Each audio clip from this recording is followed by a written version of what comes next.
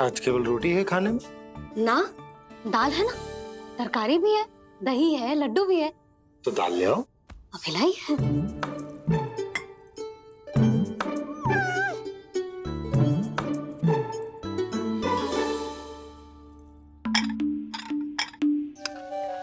अवश्य भूख ही लगी होगी उसे। यशोदा, दही नहीं दाल। क्षमा करना, भूल हो गई।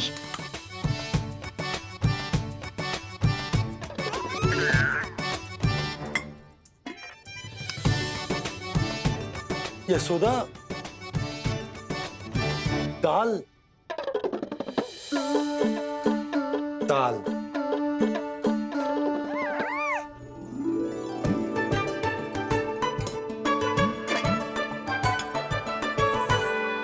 अब ऐसे क्या देख रहे हो? बोला ना भूल हो गई। सब मिला के खा लो, पेट में तो मिलना ही है। थोड़े चावल मिलेंगे? हाँ मिलेंगे, अवश्य मिलेंगे।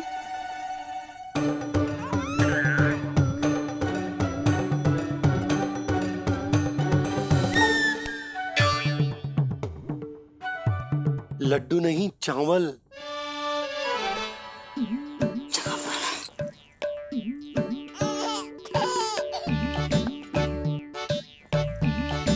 हंस क्या रहे हो जी?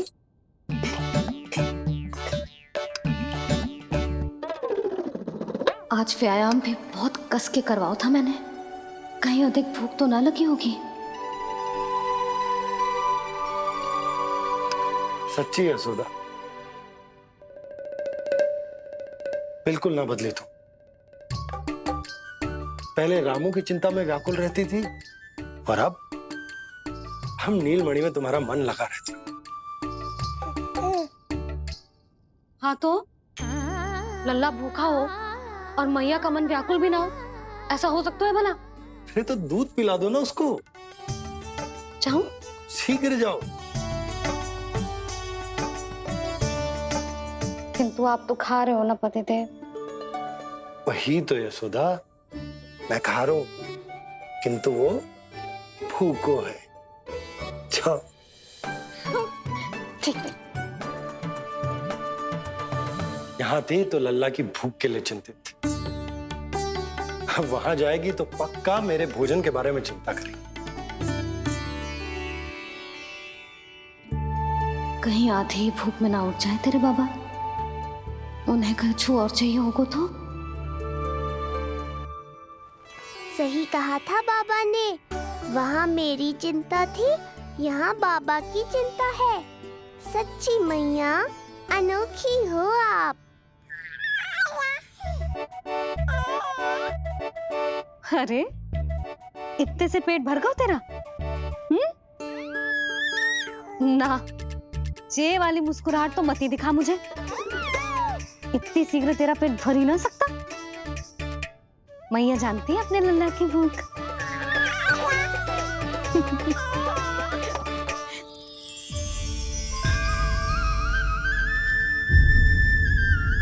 ये क्या है?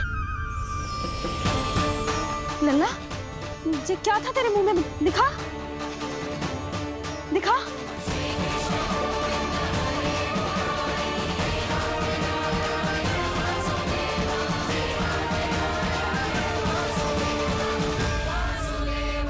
मैया को सब पता है, इतनी जल्दी तेरा पेट भर ही ना सकता।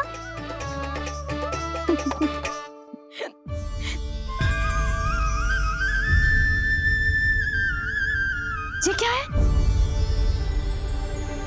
लल्ला, ये क्या था तेरे मुंह में? दिखा। ओहो, मैं तो भूल ही गया था कि मेरे भीतर ही तो सारी सृष्टि समाई हुई है। मैया ने उसकी झलक देख ली, अब क्या होगा? क्या हुआ यशोदा? सुनो जी, हमारे लल्ला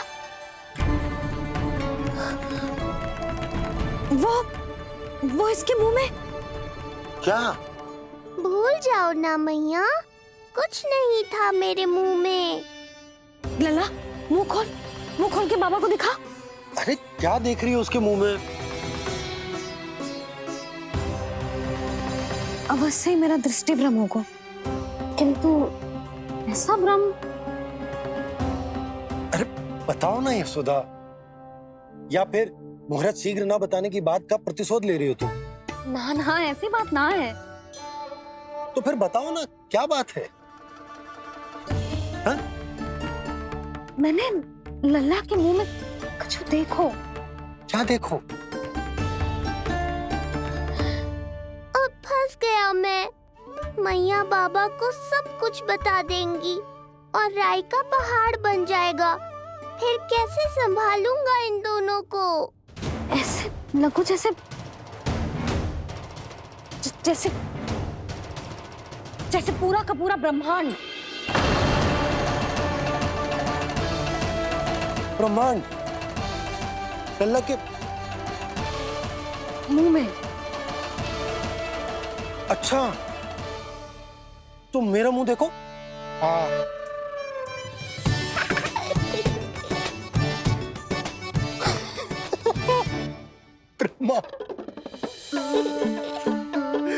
यशोदा, मुझे पता था आप मेरा उपहास उड़ाओगे। अरे नहीं नहीं नहीं, तुम देखो तो सही।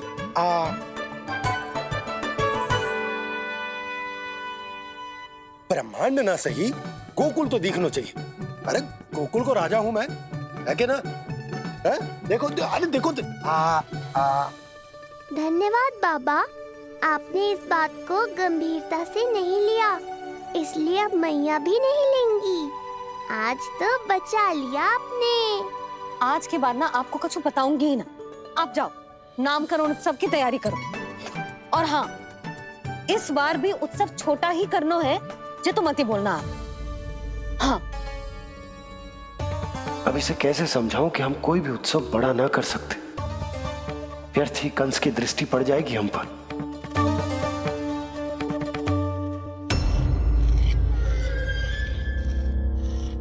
लगता है आपके सैनिक और तलवार दोनों की धार कुंद पड़ गई है महाराज। महाराज, मुझे भय था कि कहीं ऋषि गर्ग मुझे श्राप ना दे दे।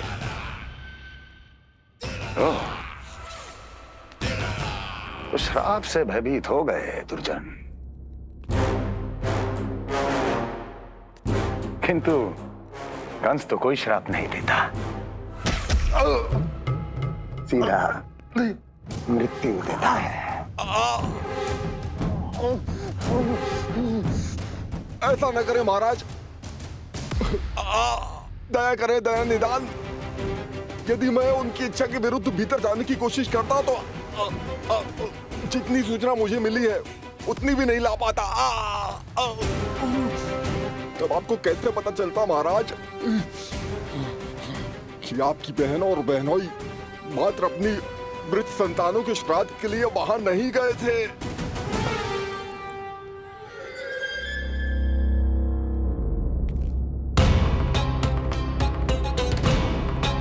आगे बोलो।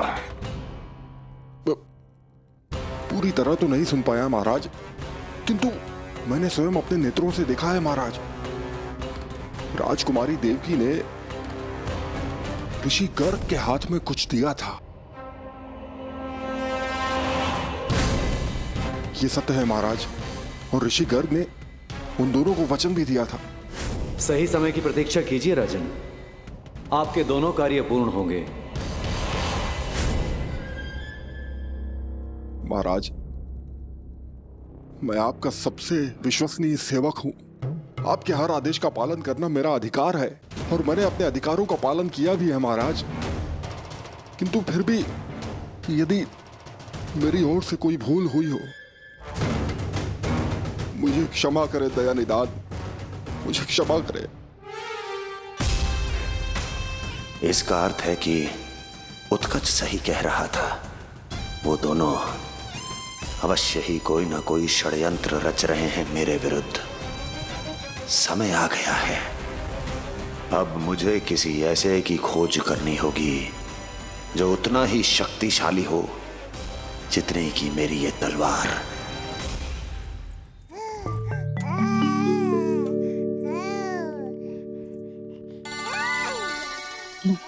आप ही से पुकारने लगो जी। अभी तो आई हूँ रसोई में।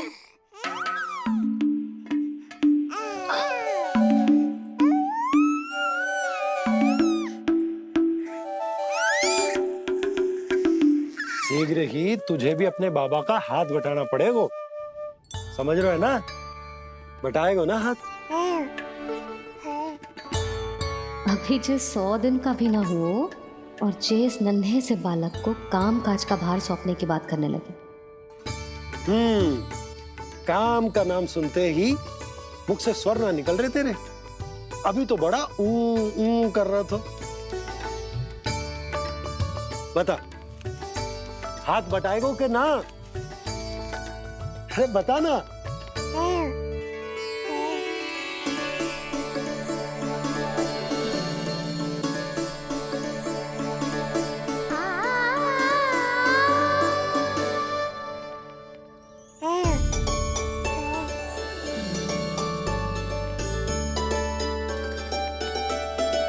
कल तू पूरा 100 दिन को हो जाएगा लल्ला।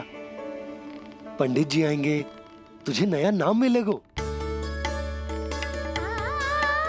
देखो तो मन में तो इनके भी कितना उत्साह भरो है, बस दृष्टि में मैं ही आती हूँ।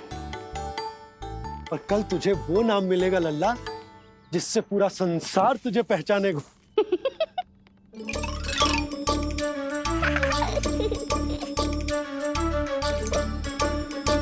अब लल्ला, कितना कार्य शेष है और तूने मुझे बातों में लगा लियो। मुझे क्यों फंसा रहे हो बाबा? छुपाने की कोई आवश्यकता ना है। जितनी उत्साहित मैं हूँ उतने ही उत्साहित आप भी हो इसके नामकरण को लेके, पता है मुझे। लल्ला के नामकरण पे उसके बाबा उत्साहित ना होंगे? बिल्कुल होंगे, इसीलिए तो कह रही हूँ अपना उत्साह बांटो अपने लल्ला के साथ। मैं अभी आई। अच्छा, ऐसे तो तुम लल्ला को छोड़ के कहीं ना जाती। अभी कहाँ चली? रोहिणी जिज्जी के पास, और कहाँ? लल्ला और उसके दाऊ के नामकरण की तैयारी करनी है कि ना? कितने लोगों को आमंत्रित करना है, कितने प्रकार की मिठाइयां बनानी है, ढोल वाले को कितने बजे का समय देना है, ये सब सुनिश्चित करना है ना, ताकि ये उत्सव गोकुल का सबसे बड़ा उत्सव हो। अरे सूची देनी है जिज्जी को।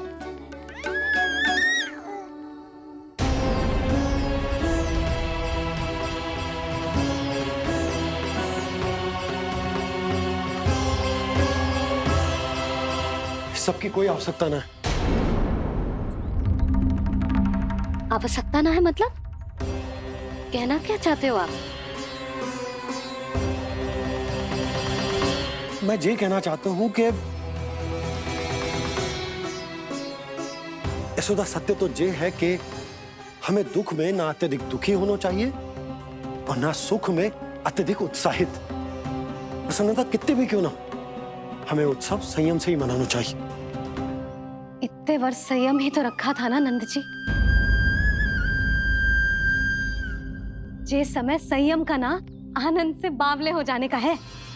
यशोदा, हम आयोजन छोटा ही करेंगे। मैं कुछ सोच समझ कर ही तो कह रहा हूं। पर क्यों? मुझे भी तो समझाओ। हर बात समझाने की ना होती यशोदा। अच्छा, पति पत्नी में भेद हो तो है? ठीक, मैं कोई भेद ना रखूं। जो भी अब तक मैंने तुम्हें ना बताया है वो सब बताऊं। ओहो, क्या कर रहे हो बाबा? कंस के बारे में कुछ बता मत देना मैया को। वो मंगला है ना, उसने आज शाम को ही बछड़ा दियो और भाद्रपद का मास लगभग बीतने को ही है, तो धीरे धीरे शरद ऋतु आ जाएगी, दूध की हानि भी कम हो जाएगी। हाँ? और वो सरजू है ना, उसको बैद जी ने पूरे पखवाड़े का विश्राम के लिए कहा है। क्यों? क्योंकि वो ठाट से गिर गए थे और गिरते समय उसे भीतरी चोट लग गई थी। अरे और... बस बस बस, ये सब मुझे क्यों बता रहे हो? इसका नामकरण से क्या संबंध? तुम्ही ने तो कही ना कि पति पत्नी के बीच में कोई भेद ना होता। तो मुझे जो भी बात पता है मैं तुम्हें बताऊंगा। कितनी समझदारी से बात बदल देते हो आप, और भोली भाली मैं आपकी बातों में आ जाती हूँ और इस सब में असली बात तो रह ही जाती है। किंतु आज बात मेरे लल्ला की है। उत्सव तो विशाल ही होगा और इस बारे में कछु और ना सुनूंगी मैं। आप लल्ला का ध्यान रखो, मैं जा रही हूँ रोहिणी जीजी के पास। यशोदा,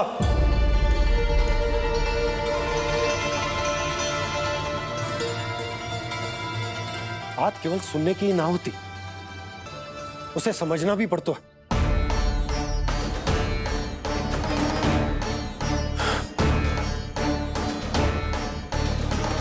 विश्वास है ना मुझ पर? मैं कुछ सोच समझकर ही कर रहा हूँ ना। उत्सव तो छोटा ही होगा।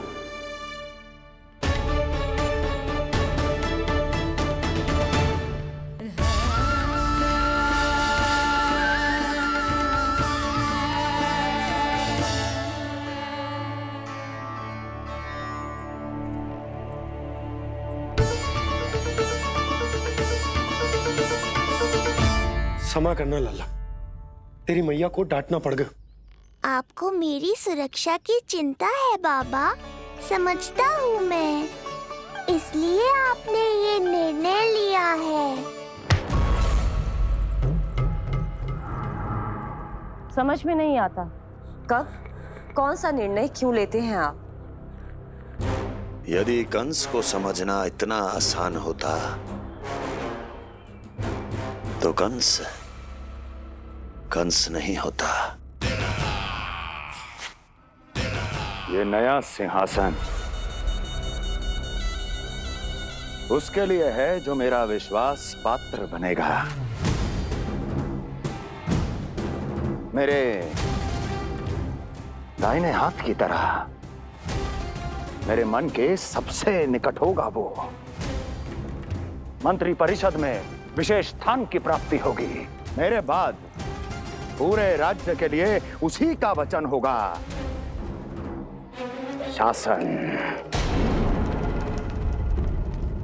किंतु ये अधिकार केवल उसे प्राप्त होगा जो मेरी परीक्षा में उत्तीर्ण होगा।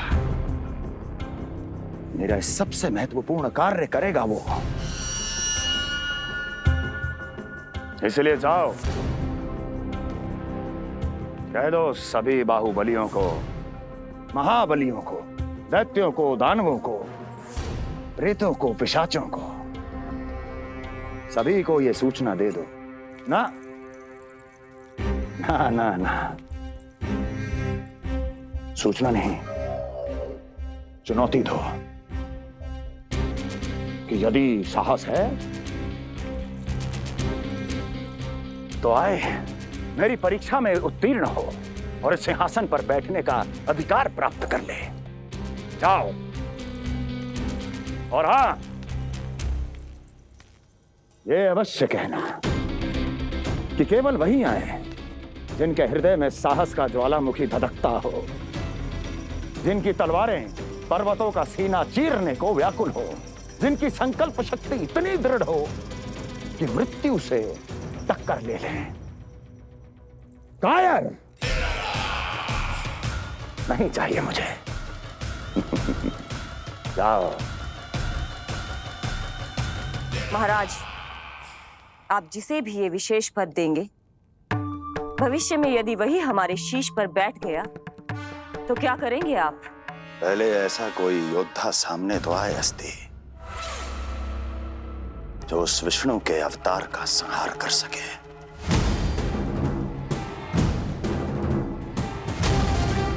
और जहां तक प्रश्न है हमारे शीश पर बैठने का, तो स्मरण रखो अस्ति, कंस को अच्छी तरह आता है ऐसे दुस्साहसियों को बीच दरबार में खड़ा करके अपनी उंगलियों के संकेत पर नृत्य करवाना। ता दीर्घ ता और अपना कार्य सिद्ध होने के बाद उनके तन से उनके शीश को उतारना कंस को भलीभांति आता है।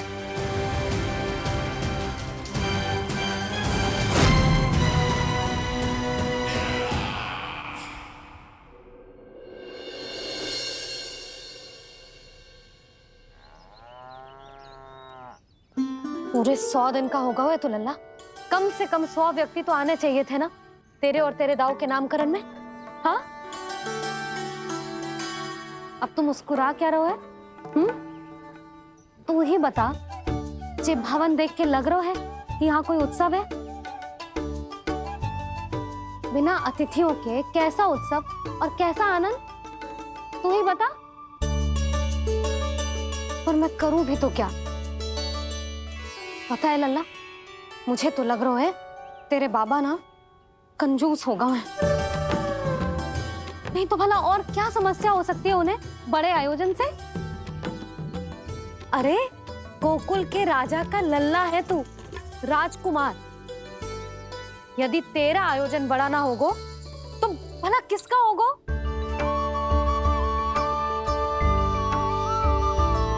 मेरी ही भूल है, मैं भोली हूं, इसीलिए व्यर्थ में तेरे बाबा की बातों में आ गई। मैं भोली हूं ना, व्यर्थ में उनका कहा मान गई। किंतु अब ना मैं कोई मांग रखूंगी, ना मैं उनसे बात करूंगी।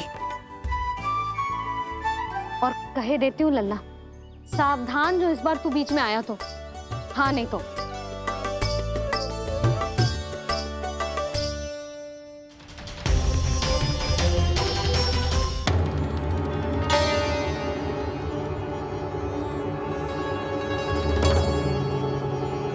क्या होगा? हाँ, सब ठीक तो है ना? आप इतनी चिंता में क्यों हो जी? कोई बुरी सूचना तो ना मिली? अब जे मत कहना कि जे भी मुझसे छुपाना पड़ेगा। जो भी है मुझे बताओ। पंडित सदानंद जी महाराज वो नामकरण के लिए ना आ सके। उनकी बिटिया के पांव भारी, उसे लिवाने वो समधियाने गए। ये तो शुभ समाचार है।